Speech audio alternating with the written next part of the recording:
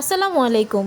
আজকে খালামণি রান্না করবে শুটকি। কিভাবে রান্না করছে সেটা আপনাদের কাছে শেয়ার করব। প্রথমেই শুটকিগুলো ভালো করে বেটে নেবেন, খাওয়ার সময় যেন কাঁটাগুলো গলায় না বাজে। চুলার মধ্যে একটা কড়াই, পরিমাণ মতো তেল, পেঁয়াজ, আদা রসুন দিয়ে নেবেন। তারপর পরিমাণ মতো দিয়ে নেবেন মরিচের গুঁড়ো,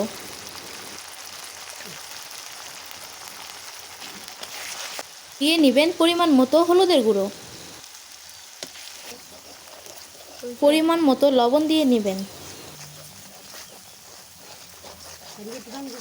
একদম অল্প পরিমাণে দিয়ে নেবেন টেস্টি সল্ট। এটা ভালো না লাগলে স্কিপ করতে পারবেন।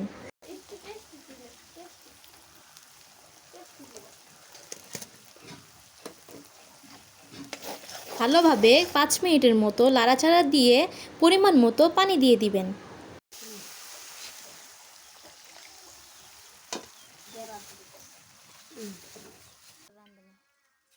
দিয়ে নেবেন 2-3টা তেজপাতা। তারপর 5 মিনিটের মতো এভাবেই নাড়াচাড়া দিতে থাকবেন এবং সবগুলো মশলা একসাথে মিশে যাবে।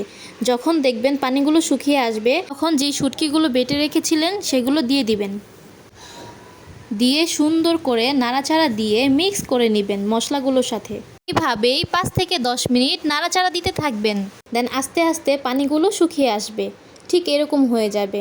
তারপর একদম শুকিয়ে গেলে নামিয়ে নেবেন। তারপরে একটা বাটির মধ্যে ঢেলে নেবেন। আজকের মতো হয়ে গেল আমাদের শুটকির রেসিপি।